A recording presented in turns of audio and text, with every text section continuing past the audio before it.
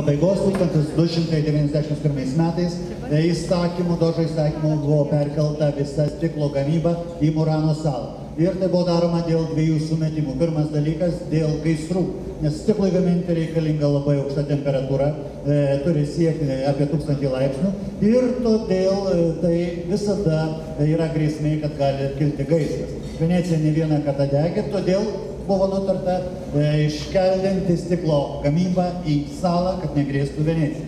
Dar vienas dalykas, reikėjo apsaugoti stiklo gamybos pastatus. Kitos tautos, ar tai būtų turkai, ar tai būtų tie patys vokiečiai, ar kitos Europos tautos, norėjo perprasti stiklo gamybos paslaptis, o stiklo gamybos paslapčių venecijiečiai turėjo daug.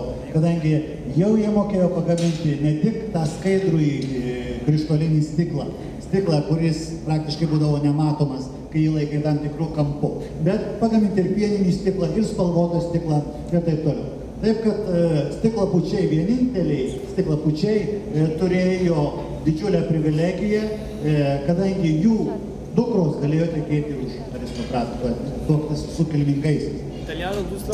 Sì. Italiano, ok. Allora, lui è il maestro e farà una dimostrazione di due tecniche. La prima è la tecnica del vetro soffiato, che è la più antica e anche la più utilizzata.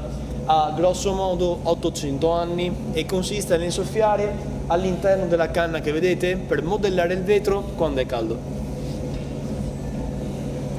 Na ir dabar jūs jau matote, prasidėjo tas parodomasis stiklo dirbimas ir čia pirmiausia matysime tą stiklo pūtimą. Išimama iš krosnies stiklo masė ir ji yra išimama paprastu vamzdeliu. Šitam darbui, šitam metodui yra jau maždaug 800 metų. Ir toliau matote masė išimta, įkaitusi masė, kol ji yra įkaitusi, ji bus formuojama, bus pučiama ir gaminamas indus. Vetro di Murano composto principalmente da 3 elementi: sabbia di silicio che viene dalla Francia, vicino a Parigi, carbonato di calcio e soda caustica. Mescoliamo i 3 elementi e li inseriamo in forno a una temperatura di 1300 gradi per 10 ore. Per i colori invece vengono utilizzati pigmenti naturali che sono ossidi di metallo. Ogni colore ha una sua polvere ben specifica, non mescoliamo mai 2 colori diversi per farne un terzo, quindi per esempio per fare il verde non mescoliamo blu e giallo, il verde ha a sua volta un ossido che è ossido di cromo. Gli unici 2 colori che hanno un trattamento diverso dagli altri sono oro e argento, per i quali utilizziamo foglie di oro 24 carati e foglie di argento puro. Jūs jau matėte, kaip vyksta formavimas, papučia truputėlį stiklas, plečiasi. Na ir čia yra keletas dalykų, kuriuos jūs dar matote. Tai yra papildomi milteliai, tai yra suteikti stiklui spalvos, nes stiklas gaminamas iš 3 pagrindinių elementų. Dabar tas kvarcinis smėlis yra gabenamas iš Prancūzijos nuo Paryžiaus, toliau pridedama cinko, pridedama ir kalkių, na ir formuojamas tada jau dirbinys.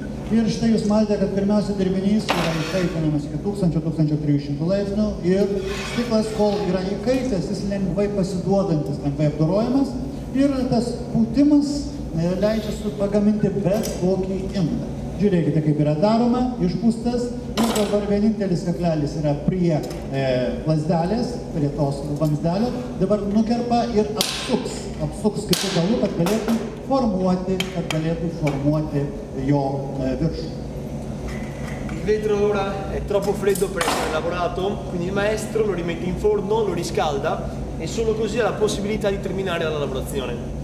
Quella che avete visto, quindi il maestro che spezza il pezzo dalla canna e lo rimette per il fondo, è un'operazione che in gergo è chiamata puntello e che viene fatta da 2 maestri che lavorano contemporaneamente. Na ir jūs matote, kad laiks nuo laiko, kadangi stiklas jau atvėsta, jis vėl yra dedamas į krosnelę, vėl įkaitinamas iki reikiamos temperatūros, kada jis suminkštėja ir tada toliau yra formuojamas. Paprastai užsiima tuo darbu porų žmonių, vienas būna pagrindinis meistras, na, o kitas, kuris mokosi. Šito darbo išmokstama maždaug per 15–20 metų. Taip, kad atskirų mokyklų nėra, yra tiesioginis mokymasis. Esi pameistriu, esi mokiniu, kol sugebi puikiai dirbti ir dirbti be klaidų. Taip, bet šalia tos pagrindinės krosnės galima matyti daugiau krosnelių, nes ką tik pagamintas daiktas turi būti grūdinamas. Nes jeigu padėsime mūsų temperatūrai, įprastoj temperatūrai tas daiktas sprogs. Tiesiog vėsdamas audamas. Per didelis skirtumas.